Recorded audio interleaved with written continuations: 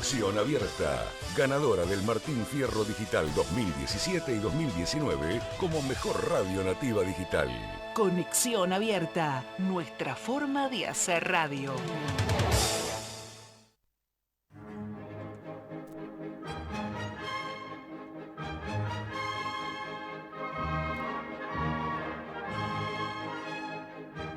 Todos los temas que atraviesan a la actualidad económica de Argentina y del mundo desde una perspectiva libertaria están en Demoliendo Mitos. Javier Milei te invita a derrocar los grandes mitos del análisis económico que tanto han contribuido a la decadencia económica, social y cultural del país. Si luego de tanta pasión puchiana te quedan fuerzas, el remate te llevará a conocer ramas insólitamente divertidas que te permitirán ver la realidad desde la óptica de un economista.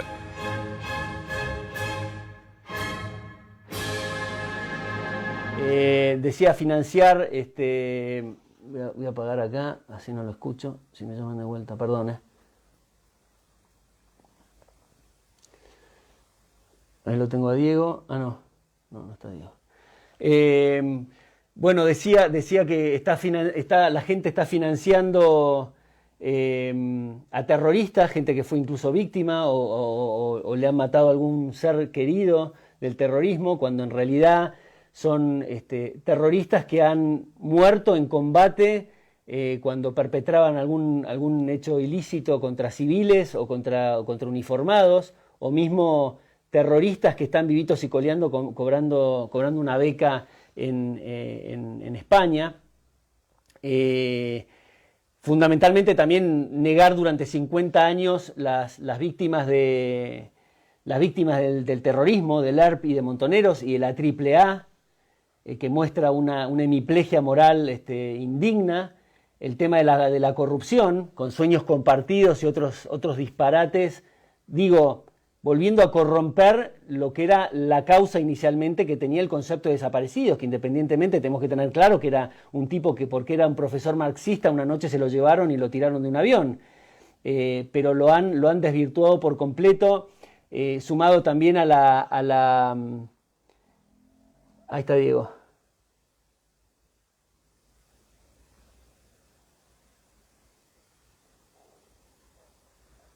A ver, perdón, pero no puedo apretar acá, pero le voy a hacer una solicitud.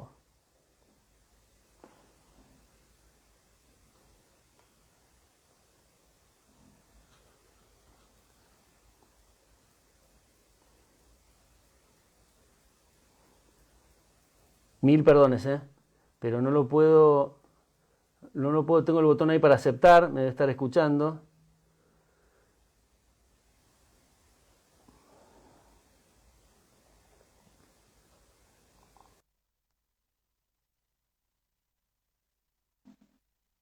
Ahí está, Diego, te acabo de invitar yo, porque no le puedo dar a aceptar en tu...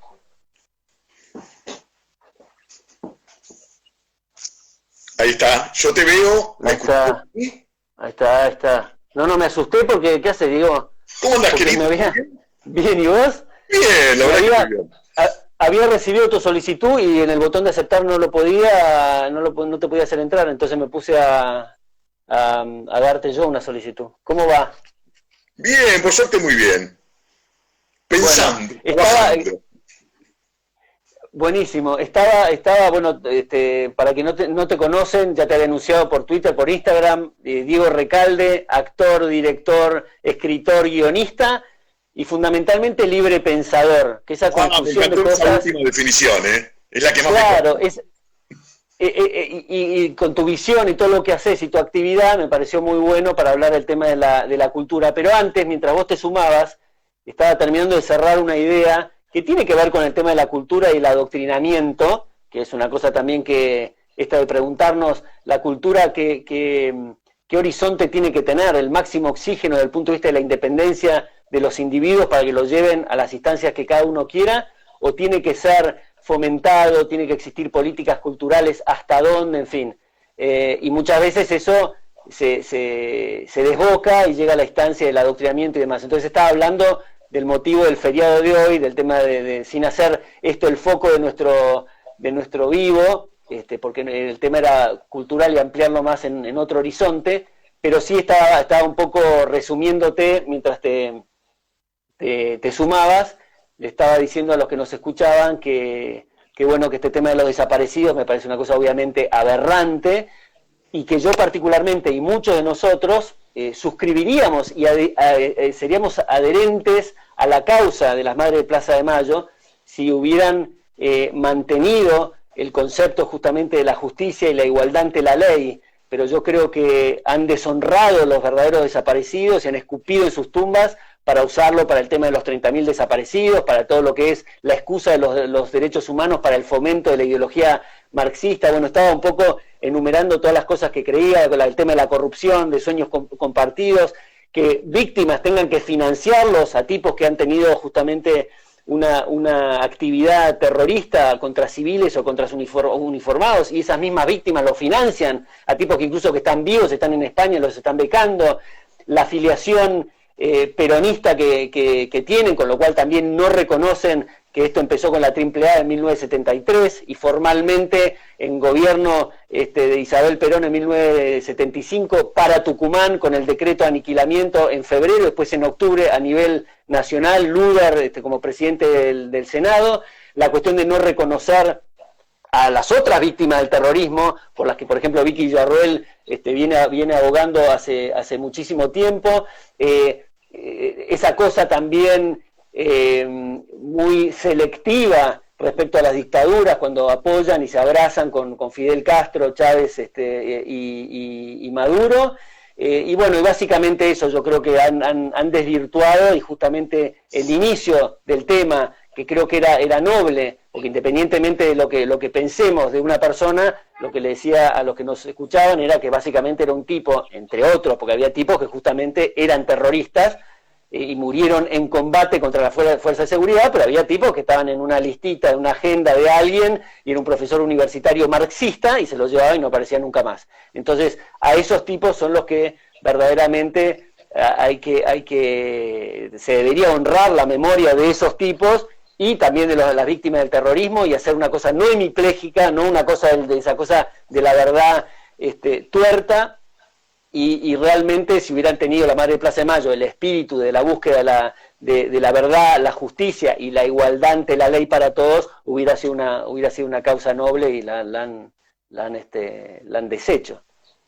Sí, básicamente porque no es que les importan los derechos humanos, les importan sus derechos humanos. Vos hablás de una hemiplegia, la hemiplegia la tenés también internamente.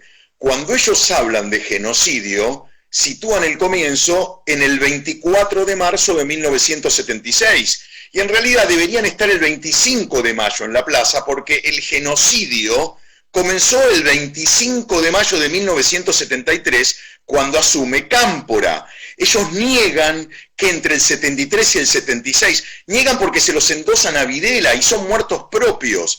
Esos muertos los mandó a exterminar Perón y luego Perona, porque Perón públicamente, y yo tengo la declaración que salió en aquel entonces en los diarios, les anuncia que para combatirlos va a emular a Pinochet. Les dice así: el Chile de Pinochet me está enseñando a cómo combatir la guerrilla, y yo dispongo de medios que, créanme, no son pocos. Eso les dice Perón. Y durante el gobierno de Perón hubo desaparecidos y fusilados en la vida pública, que hoy están en la lista final de la CONADEP y fueron indemnizados, con lo cual la justicia, ¿qué está diciendo? Que ese Estado, cuyo jefe de Estado era Perón y luego Perona, llevó adelante crímenes de lesa humanidad. Es decir, que Perón para la justicia fue un genocida. Claro, él se murió antes, y a los genocidas cuando se mueren no lo podés juzgar, le pasó lo mismo a Hitler, pero el genocidio comenzó con Perón, y luego lo continuó Perona, y luego Videla y Macera. Ellos representan el cuarteto genocida, se hacen los tontos, pero esta data la tenés en el informe final de la CONADEP, en el Parque de la Memoria del que tanto se jactan. Solo hay que ir y mirar las fechas, y agregarle a eso los fallos de la justicia. Por eso para mí son en un punto tan despreciables, porque juegan a algo que es cruel, y es derechos humanos solamente para algunos. No creen en esa diversidad y pluralidad de voces de la que hablan. No creen, son verdaderos farsantes. Y yo eso lo veo todo el tiempo y por eso este tipo de cosas me ponen de muy mal humor. Porque la realidad está ahí, delante nuestro, se ve. Ya se sabe que esto pasó. Esos muertos existen, tienen nombre y apellido y hay fechas de deceso. Sin embargo, esas fechas de deceso se las endosaron a Videla y pasan a morirse en el 76. Lo cual es un disparate además jurídico, ¿no? Excelente, totalmente de acuerdo. Más que derechos humanos, no me parecería que están preocupados incluso por los derechos humanos de nadie, no te digo del tema. No, de ellos sí, son muy vivos, sí, ya no la tocan, sus derechos. No, bueno, pero sí, todo el tiempo están usados como bandera, Está bien, usan la bandera de los derechos humanos. Ahora, pero no creo que sea el foco los derechos humanos de ellos. Ellos se sienten dentro. Es una táctica para ocupar espacios. Es una táctica para seducir al adolescente. Por eso, a eso iba.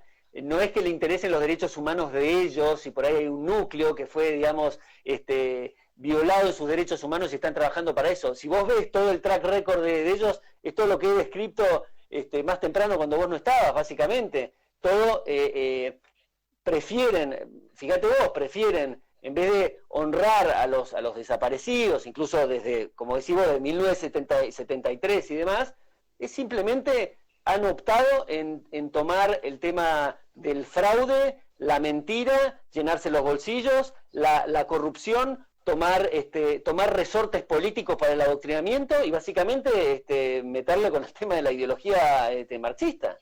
Claramente. Sí, es una cosa intocable. Es interesante lo que vos decís. Yo pensaba que era daltónico porque veía el pañuelo verde siempre de color rojo. Ahora me doy cuenta que en realidad no soy daltónico. Efectivamente tiene ese color. Más cuando escuché ayer a una chica decir que el liberalismo iba en contra del feminismo, cuando en realidad los derechos de las mujeres es gracias al liberalismo. Pero ese es el ABC ya no de una facultad, de un colegio secundario. Los derechos individuales, los derechos humanos, se los debemos a los liberales.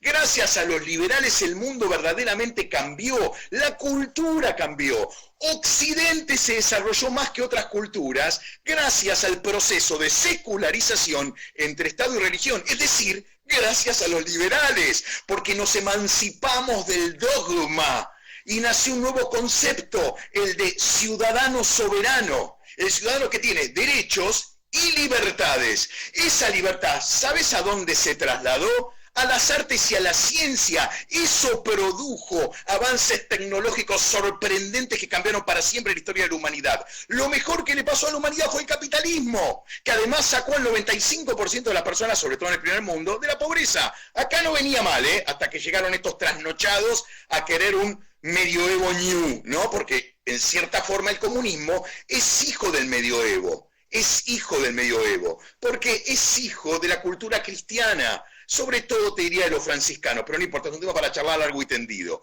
Pero lo cierto es que el capitalismo ha hecho un gran logro que es dotarnos de derechos y la posibilidad de que el rey o el clero vengan a mi casa, me toquen la puerta y me digan esta casa es tuya, tómatela, y nadie me defiende. Por eso es tan importante la propiedad para Occidente, porque a mí me permite plantarme y decirle, no señor, yo soy dueño de mi vida, porque soy dueño de mi propiedad. Porque la propiedad te garantiza la vida. Perdón, es un tema que me apasiona. Son defensores, digamos, de los derechos de propiedad, pero en realidad es un logro, como decís vos, del liberalismo, pero para la humanidad, en definitiva, no necesariamente para quien lo quiera tomar. Que quizás ha sido mucho más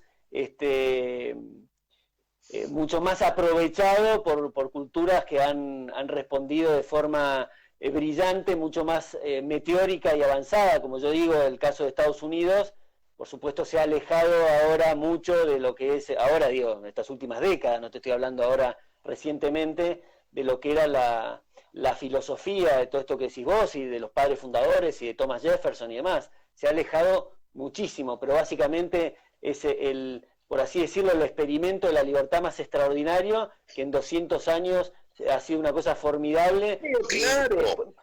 Es la exaltación de la contraste... individualidad, la exaltación del individuo. No hay nada más hermoso que eso, porque eso desarrolla la voz propia y trae beneficios sociales, ni más ni menos. Es más, enriquece el concepto de diversidad, porque agrega infinitas voces. Y de esa manera también se producen nuevas miradas. Con las nuevas miradas, ¿qué se consigue? Avances en el arte y en la ciencia. Cuando el Estado se adueña de la cultura, tenemos un problema porque la gente pasa a ser en realidad propaganda paraoficial, se vuelven repetidoras de ese poder que le interesa instalar mitos y que ellos después como tontos repiten. Como tontos no, a cambio reciben una jugosa recompensa, por eso están agarrados con uñas y dientes de la teta del Estado. Pero eso va en contra de la historia del arte. El arte justamente se alimentó para poder encontrar nuevas expresiones de la transgresión y de alejarse de los discursos paraoficiales. Sin embargo, ellos eligen ir por el discurso paraoficial. Eso es asombroso. A ver, voy a hacer un poco de abogado del diablo. Vos me estás planteando el tema extremo de la cuestión de... Parezco un liberal austríaco. ¿Eh? Parezco un liberal austríaco. Fantástico, me encanta. Pero te hago abogado del diablo con la cuestión esta del adoctrinamiento, porque vos pasaste directamente de que lo toma el Estado y ya directamente es la Cámara de la Cultura de Hitler, con Goebbels diciendo que había que preservar y alimentar la cultura alemana, incluso a fines de los 30 había una ley que hablaba de la unión de sangre, suelo, raza y costumbres alemanas, bueno, toda esta cuestión, ¿no? Mismo Himmler ya después se dispara la cuestión de la divinidad, y que era el mandato divino era obedecer a los alemanes, bueno, todo eso va como haciendo un skyrocketing, pero digo, sin llegar a esa instancia, ¿cómo ves vos la cuestión de, sin pasar al adoctrinamiento, que el gobierno tenga un Ministerio de Cultura y que de alguna forma promocione las artes y demás en una medida controlada? Mira, el problema es el límite. Yo creo que el Estado tiene que estar de vez en cuando en tu vida. ¿Por qué? Porque si no, yo me voy de la casa de papá para irme a vivir a la casa de papá Estado. Y lo que hay en el fondo es un cambio de amo. Porque no es que yo me independizo como individuo, que es hacia donde tengo que apuntar todos mis cañones. Ese es mi horizonte. La exaltación de la individualidad, el desarrollo del yo, para decir esto es lo que yo pienso, mal o bien, y de esa manera enriquecer al mundo con mi mirada y con otras miradas que se van a agregar para opinar cosas distintas respecto a lo que vivimos. Ok, el Estado, no digo que no tiene que estar de vez en cuando. Porque si está siempre, lo más probable es que el Estado va a alentar aquella voz que coincide con los intereses del Estado.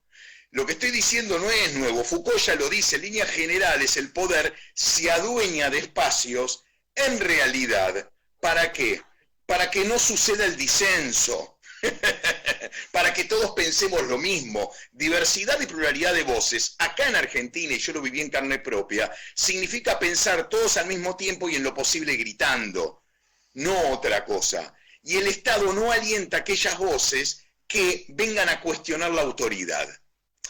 Para que eso no suceda, ¿cuál es mi plan? Yo tendría este siguiente, si querés, camino a recorrer, o te invito a recorrer este camino. Deberían resolverse la mayoría de los concursos culturales por sorteo. ¿Por qué? Porque de esa manera el que está del otro lado no se va a autocensurar, va a escribir lo que tiene ganas, aun cuando esté criticando al poder. Y el Estado a esa voz también tiene que darle un lugar y alentarla. Entonces, de esta forma termino con los jurados, mirá que yo he sido jurado, que tienden a acomodarse en función de cuál es la ideología del poder o qué es lo que el poder quiere que se diga y no se diga. Entonces aquellos tipos que vienen a decir algo que puede resultar incómodo, en líneas generales o no ganan premio o no obtienen un subsidio. Y ahí está la verdadera cultura. Esos son los tipos que están contribuyendo para que la cultura cambie, se amplíe, se enriquezca. Entonces, para que eso no pase, se resuelve mediante un sorteo. Todos se presentan, ok, bien, todos tienen un numerito. Yo hago un sorteo en la Lotería Nacional y determino quién es el ganador en función de los números que van saliendo. Al que le toca, y al que no le toca, mala leche. Y también agregaría que ese tipo no puede recurrir permanentemente al Estado. Tiene que ser de vez en cuando, él tiene que demostrarme que puede por sí solo autoabastecerse, que puede por sí solo defenderse. Que esto es muy americano, si querés. ¿Viste? Vos, como sujeto soberano, podés sostenerte o tenés que elaborar tácticas para poder hacerte conocer al mundo, dar a conocer lo que vos pensás. Y me parece que de esa forma desarrollás algo hermoso que es la competencia. Y no solo eso, la necesidad que suele surgir del ingenio. Cuando vos tenés pocas posibilidades, tratás de explotar al máximo esas pocas que tenés para salir a mostrarte al mundo y ver, bueno, a ver qué dicen sobre vos. Eso tiene que suceder muchas veces solo, y está buenísimo que así sea. El Estado sí tiene que estar, pero muy de vez en cuando. De hecho, perdón por la presunción, pero esto lo aplico también al cine que hago. Hice 16 películas, 16, de las cuales solamente en 3 participó el Estado como coproductor.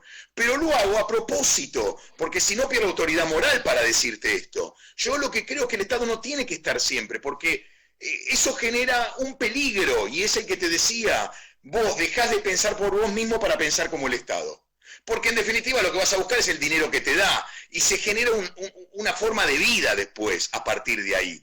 Y para que eso no pase y vos te esfuerces por ser vos mismo y por desafiar a la autoridad, pues bien, señores, acá tengo la solución. El Estado tiene que ayudarte de vez en cuando. Y eso es fácil de llevar a la práctica. Me fijo en la cantidad de proyectos que va llevando a cabo y me fijo en cuáles el Estado está y en los cuales el Estado no está. Si veo que el porcentaje del Estado es realmente impactante, digo, está muy presente en tu vida, te digo, no, mirá, arreglátela solo por un buen tiempo, no puede ser que el Estado siempre te esté bancando. Bueno, eso es lo que yo creo. Y creo que es posible además. Hoy, gracias a los avances tecnológicos, se ha democratizado muchísimo la posibilidad de mostrarse. Bueno, mostrate, salí a contarle al mundo lo que pensás, pero no dependas del Estado para poder decirlo. Perdón, te lo hice demasiado largo, pero es un tema que me apasiona. No, pero no, de vuelta lo que siempre digo acá es, me interesa lo que, y a todos les interesa acá, te quiere escuchar a vos lo que tenés para decir. Yo tengo un contrapunto de la cuestión del Estado, por varias razones. La cuestión de primero, un ministerio.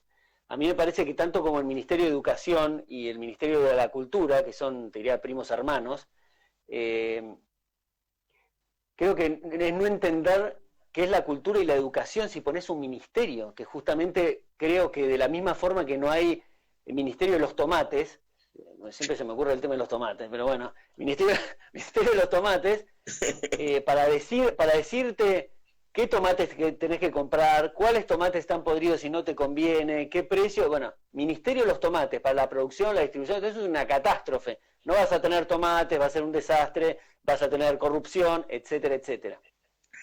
En el plano de la educación y la cultura, que son, te diría, los conceptos, porque, digamos, yendo al concepto de cultura, ¿qué es cultura? Es cultivar valores, es ser mejor personas, acercarnos, digamos, más a Dios para los que somos religiosos, ser mejores con los demás, apuntar al autoperfeccionamiento. Obviamente que nunca vamos a llegar a la perfección, porque somos seres imperfectos, pero es ese norte. Por supuesto, dentro de nuestra imperfección, de esta cosa que es el misterio de la humanidad, es la búsqueda de la verdad. Digamos, porque muchas veces sostenemos cosas, dados los elementos de juicio y lo que vamos creyendo, lo que vamos aprendiendo, y podemos estar errados. Por eso es siempre bueno, es esto a lo Popper, ¿no? Tener las ventanas abiertas y tener siempre, estar sujeto a revisiones, porque nos vamos a dar cuenta que estábamos errados. Y ha pasado en los grandes pensadores de la historia, que ves que eran unos adelantados fenomenales, pero en alguna teoría, en algo le erraron, alguien lo mejoró, y eso es una cosa fundamental. Y todo eso se crea justamente por los incentivos y el tema de la cultura. Que haya un ministerio para que te diga en esa dirección qué es la cultura, qué es lo que hay que aprender en el tema de la educación y demás, me parece algo nefasto, desde el punto de vista del concepto de decir, ya no voy al tema moral, voy al tema de decir, a ver, ¿cómo hacemos para tener el mejor sistema, para aprender mejor, incorporar los mejores valores, las mejores tener las mejores motivaciones e incentivos al arte, a la ciencia y demás, y al conocimiento. Creo que no es a través del Estado. Después hay una implicancia moral, que me parece que del lado de los liberales siempre hay que machacarlo, porque siempre nos ven en la línea de la cosa crematística, ¿no? Y es el aspecto moral de toda la intromisión del Estado, que en definitiva es, primero, esta cuestión que tenemos que preguntarnos, decir, pero no me parece a mí raro que algo que en definitiva me parece bueno, alguien me obligue a hacerlo, o por ahí quiero hacer otra cosa. ¿Qué es este concepto que alguien venga a decirme yo sé lo que es bueno para vos y te obligo? Y dame el fruto de tu trabajo para impulsarlo. Hay una cosa, me parece, moral, que va al concepto justo para todo, ¿no? Por eso yo digo, independientemente de lo que pensemos nosotros, para qué queremos el Estado, sea un marxista, el Estado presente, Estado mínimo, o la ausencia del Estado, creo que todos tenemos que coincidir que el Estado, todo lo que hace, lo hace a través de la violencia. Todo, por más que sea algo noble, como la educación, la salud y la cultura. Lo hace a través de la violencia y necesita los impuestos. Entonces partamos de eso. Hay que justificar, digamos, el medio para el fin. Yo creo que no. Y además creo que se equivoca, porque en definitiva, como también pasa en el mercado de los anteojos, y en el mercado de los tomates, y en el mercado educativo o cultural, la incorporación de valores, justamente tiene que ser algo abierto, de procesos evolutivos, de transacciones libres y voluntarias. Entonces, para dejarte la palabra, creo que otro tema moral no solamente implica que te estás forzando, sino que eso lo hace con recursos provenientes de otra persona. Entonces, cada uno, viste que había los típicos profesores que decían, bueno, mi materia es la más importante, explicaba por qué, tenía su argumento de por qué era la más importante. Y en nuestras actividades, todo nos va a parecer con la pasión que manejamos el tema, el arte, el motociclismo, el tenis o el tema de las mascotas, es una cosa que le querés dar relevancia. Entonces, si transformamos al Estado en esa persona que recurrimos, ese grupo de iluminados que recurrimos para decirle de la forma más convincente que esto es una cosa fundamental para la humanidad, y en definitiva está sacando recursos al bicicletero para hacer una obra de arte o financiar los amplificadores, estás también teniendo la connotación moral, no solamente de que el Estado te fuerce, como decía al principio ese punto, sino que también usando recursos de otros. Y termino con esto, tiene una implicancia también desde el punto de vista de la economía, que de vuelta, si creemos que la economía, con el concepto básico de la economía, que son los recursos son escasos y las necesidades son ilimitadas, y la cuestión es qué prioridades establecemos para asignar esos recursos de la mejor manera, y es a través del mercado, con esas transacciones libres y voluntarias, imposible de manejar, que se dan permanentemente, que cuando te enteraste que ibas a tener un hijo, te cambió las prioridades, cuando perdiste el laburo, te cambiaron las prioridades. Eso no lo puede administrar un gobierno, un grupo de iluminados, no lo va a poder hacer, es jugar a Dios. Entonces la mejor forma de asignar eso es a través del mercado. Por eso siempre doy el ejemplo del contraste que es de algo muy obvio, como decir, te arranco recursos para hacer una pirámide de oro en la plaza del pueblo. Es decir, estamos despilfarrando recursos, eso parece muy claro. Pero cuando recurrís al tema de la educación, al tema de la cultura, cosas que pueden ser más sensibles, o hasta incluso hay gente que piensa que Aerolíneas Argentinas, si no tiene pérdidas, está bien. Pero está lo que decía Bastiat de lo que se ve y lo que no se ve. Lo que se ve es que Aerolíneas Argentinas no tiene pérdidas en el supuesto caso. Qué fantástico, y nos dan Coca-Cola. Lo que no se ve es cuántas bicicletas, cuántas obras de arte, cuántas películas no existen, porque existe Aerolíneas Argentinas que tuvo que financiarse. Entonces, por eso, una cosa por ahí es más clara, con el tema de la cultura puede ser una cosa que quede una cosa más permeable, pero sigue encerrada en el mismo concepto, me parece. Bueno, respecto al tema de Aerolíneas Argentinas, si vos sumás el déficit que tiene anual, más el que genera YPF, que son dos empresas que dan muchísima pérdida, estamos hablando casi de 2.000 millones de dólares de déficit por año. Es mucho. Si sumás un par de ministerios más, es un punto del PBI, que es más o menos lo que se quiere ahorrar este gobierno. Es decir, vos tenés posibilidades hoy, si querés, de ahorrar y de dejar de emitir. Lo que pasa es que eso atenta contra su votante y por eso eligen el camino contrario. Y siguen con este Estado omnipresente bobo, parasitario, que lo único que puede hacer es seguir imprimiendo billetes, que es la forma que ellos tienen de ajustar. Porque cuando el dólar esté 360 pesos, Argentina va a tener un salario cubano. Pero vos no te vas a dar cuenta. Sin embargo, te das cuenta. ¿Sabés cuándo te das cuenta? Cuando vas al supermercado. Porque la comida sí está dolarizada. Sí sigue al dólar y por eso te cuesta cada vez más la comida. Esto lo digo abriendo un poco la ventana que vos abriste. El Estado tiene que ocuparse de lo mínimo, lo sustancial y dejar a la gente en paz. Cobrarle la menor cantidad de impuestos posible para que esa plata la usen para lo que se le cante. Y no que venga alguien de afuera y decir, no, esta plata va a ser para tal cosa. Eso es lo que yo creo y por eso te hice el chiste. Los dos pertenecemos a la escuela austríaca, podríamos decir, no austríaca, porque en un punto es lo que viene a proponer. Pero, en definitiva, lo que estoy diciendo no es tan disparatado. El Estado tiene que estar para algunas cosas mínimas. Si querés me coloco entre el medio de, ponele, un Locke y una Ayn Rand. Tiene que estar para cuestiones muy precisas, no más que para eso. Una cosa es el Ministerio de Cultura y otro es el de Educación. El de Educación, en definitiva, viene con un camino a recorrer. El de Cultura no. El de Cultura se va alimentando de lo que va pasando alrededor para construir el camino. Eso es lo que no está pasando. ¿Por qué? Porque la cultura suele responder al gobierno de turno, que está empecinado en instalar ficciones para seguir adoctrinando a una determinada clase social para que siga creyendo en esos mitos. Ese es el problema hoy del Ministerio de Cultura. Por eso, para que eso no suceda, y al principio quizás lo dije demasiado largo, soy partidario de, ya que tiene que existir y tiene que estar financiando a aquellos que se inician en esta aventura de generar, entre comillas, arte, bueno, tiene que ser de otra manera. Ya no con un jurado que venga a evaluar qué se dice y qué no se dice, sino a través de sorteos. Porque además está pasando algo mucho más grave de lo que no se habla. Y es que el Estado, hoy por hoy, se metió en la ficción. Y esto no es poca cosa. Porque en una ficción, y vamos a recordarle al que está del otro lado escuchándonos, lo que pasa no es real. Eso que está sucediendo ahí no es real. Uno cuando va a ver a alguien, porque en ese momento, no sé, lo invitó y le quiere mostrar esa película que hizo o esa obra de teatro, vos tenés que sentarte en la butaca y abandonar tus categorías morales, si crees tus creencias, y aceptar la mirada del autor.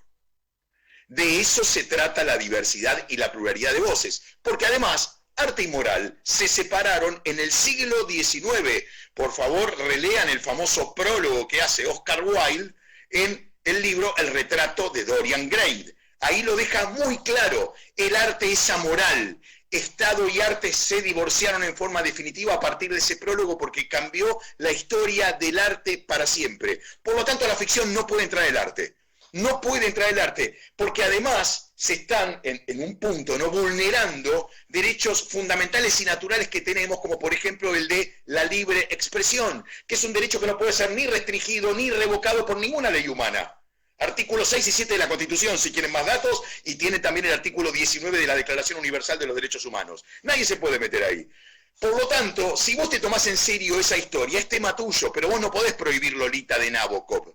No la podés prohibir. ¿Por qué? Porque Dolores Hayes, la protagonista, no existe. Y Humbert tampoco. Es una ficción. Vos podés disfrutarla o no disfrutarla, pero no podés prohibirla. Porque si no volvemos a los tiempos de Tomasa, porque ahora el poder lo tienen ellas, de Torquemada, donde salimos a quemar libros que no nos gustan porque dicen cosas que no queremos escuchar, que además evidencia un grado de narcisismo patológico digno de internar a esa persona en un neuropsiquiátrico. ¿Qué es eso de estar diciendo, tenés que decir lo que yo creo que hay que decir? Es disparatado. Ni hablemos de la cultura de la cancelación. Aparte, desconocen nociones básicas de la filosofía, como por ejemplo lo que establece Hegel, que hace un antes y un después en la historia del pensamiento, y es, la verdad está atada a la historia. La verdad está atada a la historia. Lo que pensamos hoy, lo que vos dijiste hace un rato, es válido para el hoy, no para el mañana. Por lo tanto, eso que se empezó ayer era lo que creían que era lo correcto. Yo no puedo hacerle bullying desde el siglo XXI al siglo XX para decir, estaban equivocados, lo que dijeron es una burdez, hay que quemar todos los libros. No, eso sirve como testimonio de época y nos permite a nosotros ver el escalón que pisamos para subir al cual vemos hoy en qué escalón estamos. ¿Se entiende? Entonces, no podemos negar el pasado, porque si negamos el pasado, no entendemos el presente. Si yo entiendo el resultado sin el proceso, no estoy entendiendo el resultado. No lo estoy entendiendo. Entonces, para entender el resultado, tengo que mirar todo el proceso. La historia de la humanidad no son 10 años, son 2000 años, 5000 años. Y eso es lo que hay que analizar con detenimiento. Por eso yo me enojo mucho cuando van contra las ficciones, con esta, llamémosle, teoría de la cancelación, porque en definitiva además vulnera un derecho básico y elemental que no puede ser restringido o revocado, que es el derecho a la libre expresión. En este caso, libre expresión artística.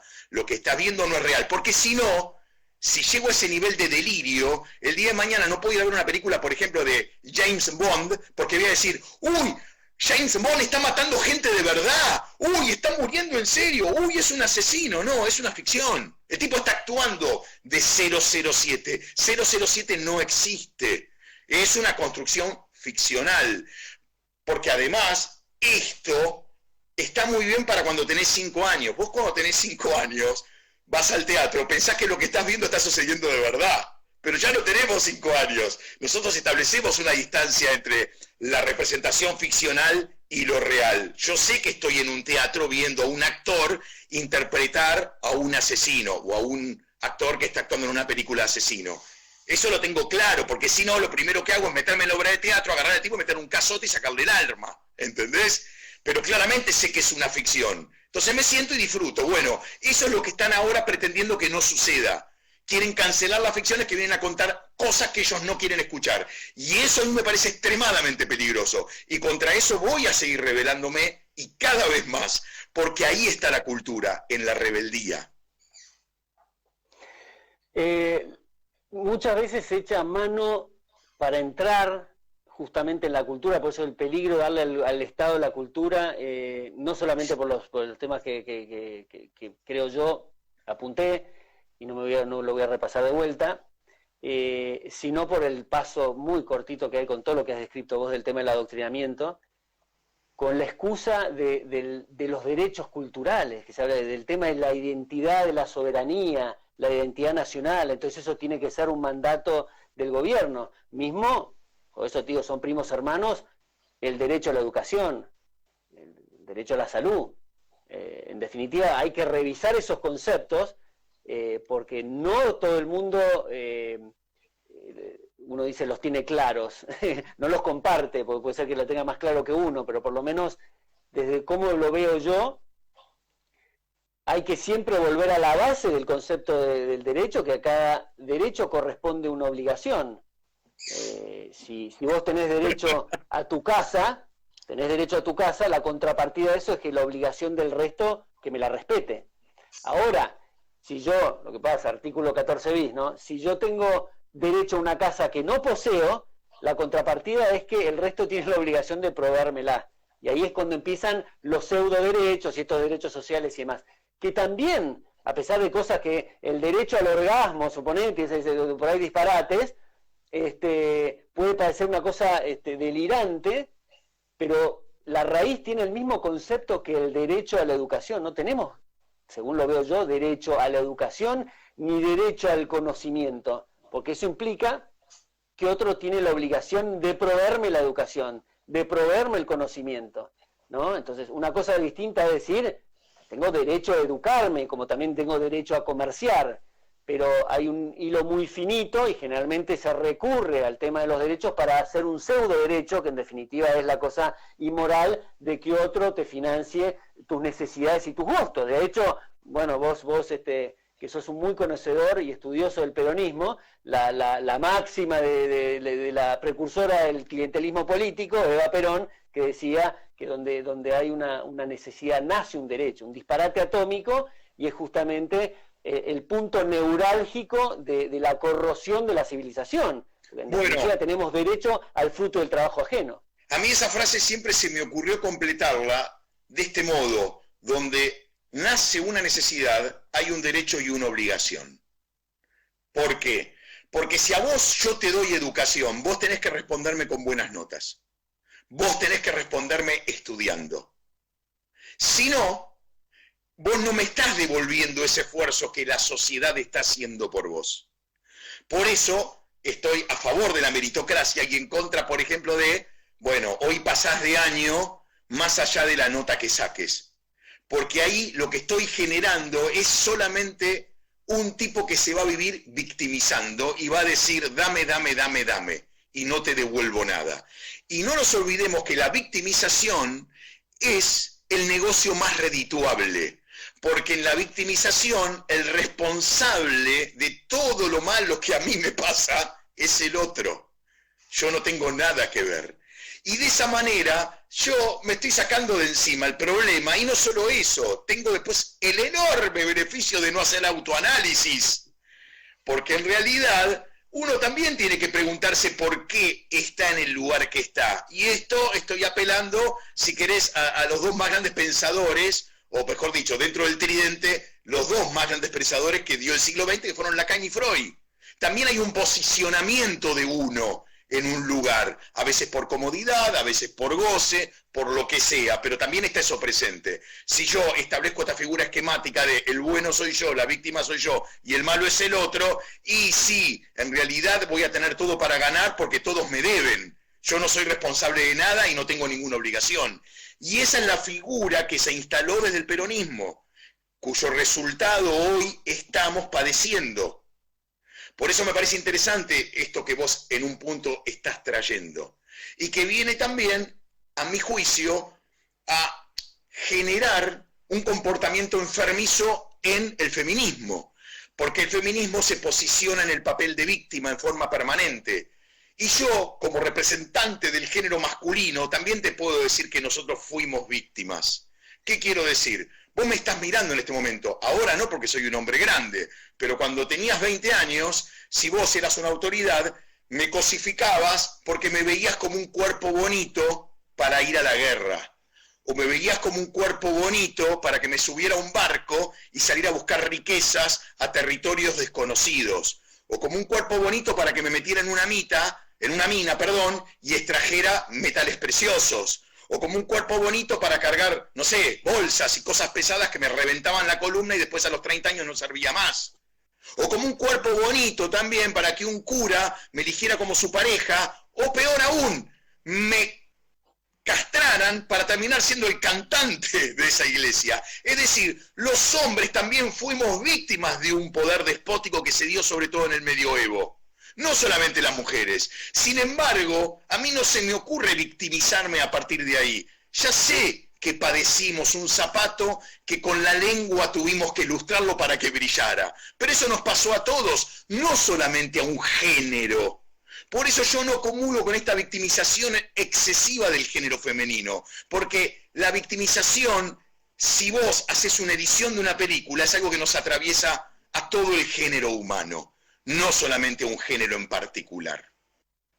Y tiene que ver con lo que veníamos hablando. Esta figura que es muy redituable desde lo económico, porque te hace acceder a cajas que el Estado te entrega para que vos administres, ¿no? Perdón por el trabuqueo. Pero bueno, y un poco es cosiendo lo que vos estás diciendo, incluso también abriendo la manta y ese hilo para otros lados, que a mí también me llevaron a pensar que, como estas cosas joden que se diga, inventaron algo llamado corrección política, que no es ni más ni menos que la herramienta jurídica que necesitaban y que ahora tienen los fascistas para poder justificar la censura.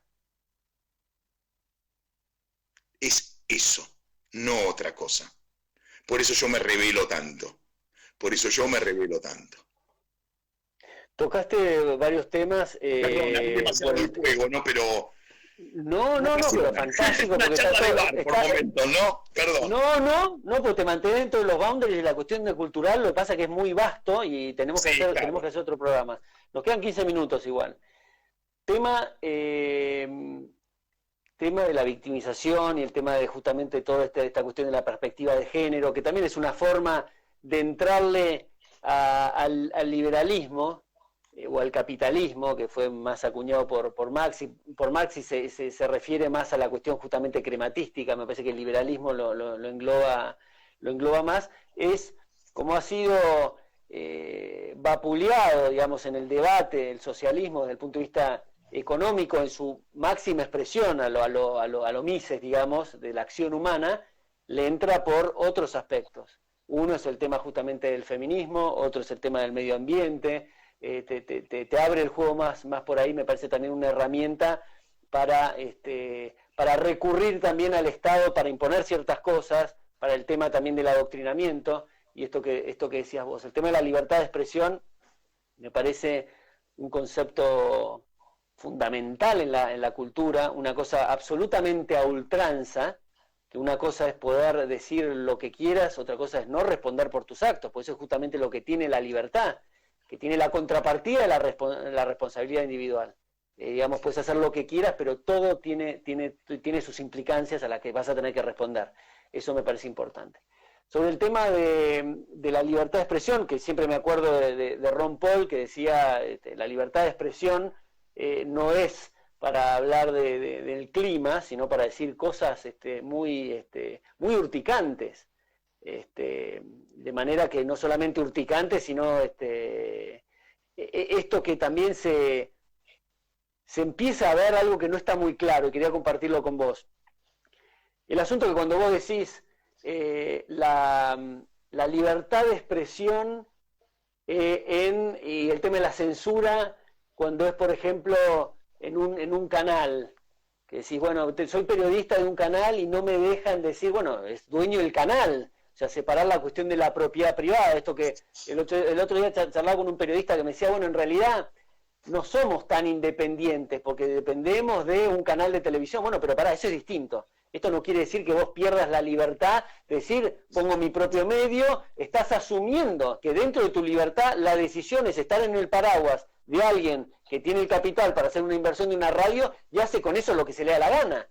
Yo trabajé casi 30 años en la vida corporativa y no hacía lo que se me da la gana, con lo cual no quiere decir no perdí mi libertad y mi libertad de expresión de hacer las cosas, no, flaco, estás dentro de una estructura y si no poné tu propia institución.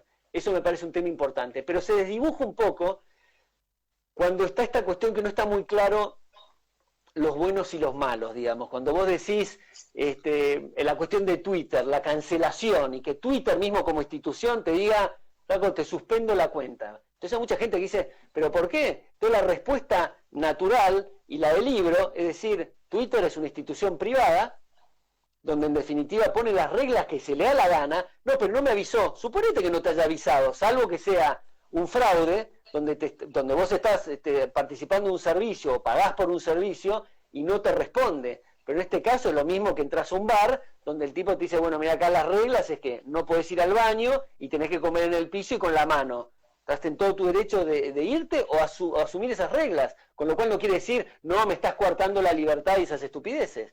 Eso me parece un tema importante. Pero cuando el Estado, que está en absolutamente todo, las actividades de nuestras vidas, y donde hay algo interesante, donde puede tocar la cultura, la educación y el adoctrinamiento, y las comunicaciones, como puede ser el caso de Twitter, ya empieza a tener un tufillo de cosa mixta, media rara, donde vos decís, cuando por ejemplo le hicieron el tema a Trump, uno puede decir lo mismo, bueno, andate otra cosa, o creá la que él quiere crear, pero después decís, en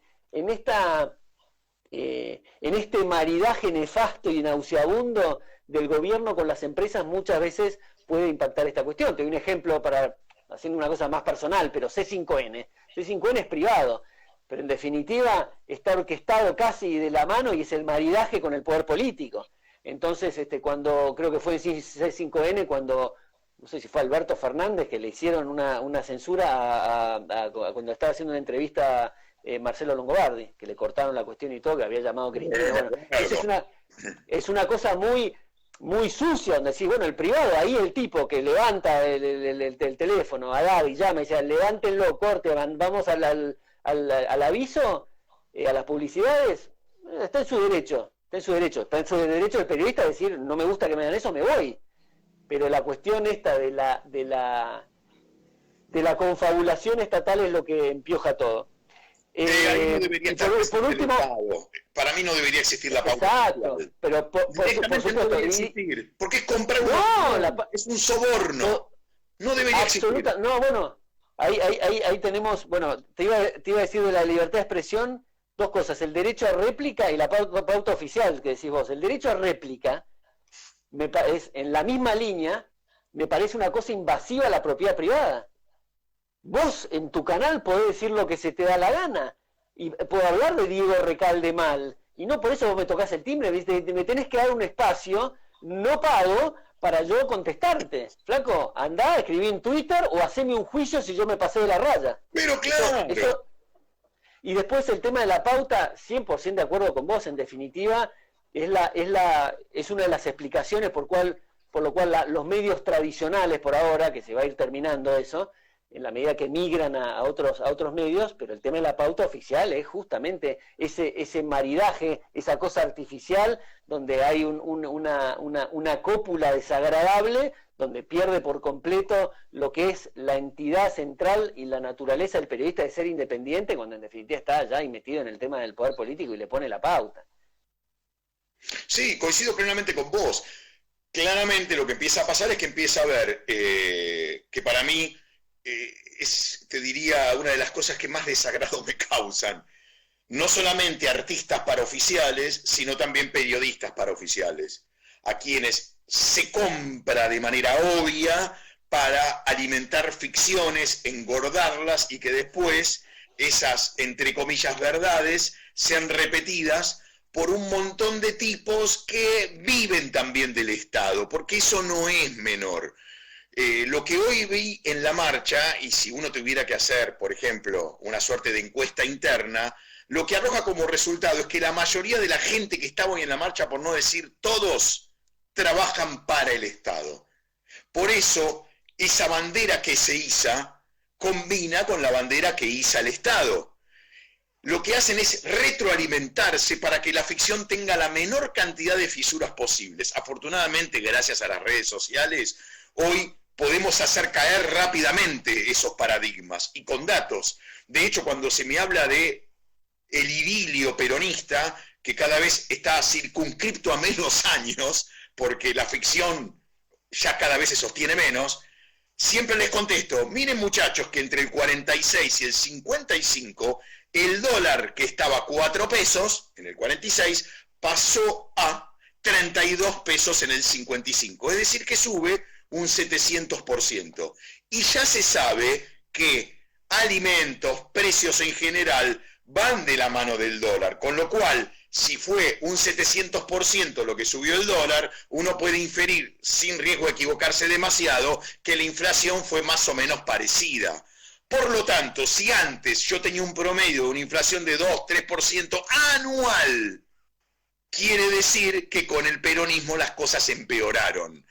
Que se creen en forma permanente ficciones para disimular eso, para taparlo y que no se vea, bueno, está bien. Yo, gracias a las redes sociales, puedo dar a conocer esos datos de manera objetiva. Lo único que hago es mostrarte cuánto cotizaba el dólar, que te lo muestra un diario, no un diario, todos los diarios, y después te muestro cuándo terminó cotizando. Eso es un dato inapelable de la realidad, es un dato objetivo, y te revela cómo está un país. Si subió muchísimo el dólar en el momento en que el gobierno tuvo en ese momento, bueno, las riendas, te está contando que ese caballo se desbocó. No hay mucho más para decir. Si el dólar se mantuvo estable, te viene a contar que el caballo más o menos galopaba. Es, viste, el ABC de cualquier economista esto. Entonces, y después digo, che, pero ¿por qué subió tanto? Y descubro que Perón cambió la Carta Orgánica del Banco Central en 1946 y le permitió al Banco Central imprimir papelitos de colores, es decir, falsificar moneda, es decir, devaluarla. Claro, es lógico que el dólar sube y se genere inflación. Te lo está contando la realidad. Lo que pasa es que los peronistas siempre ajustaron sin contártelo a través de la inflación. Es una buena referencia. Pero lo que te quiero contar es que esto hoy puede ser dado a conocer gracias a las redes sociales.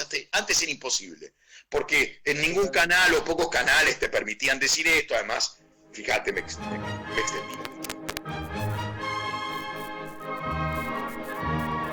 Comienzo de espacio publicitario en Conexión Abierta. Este medio está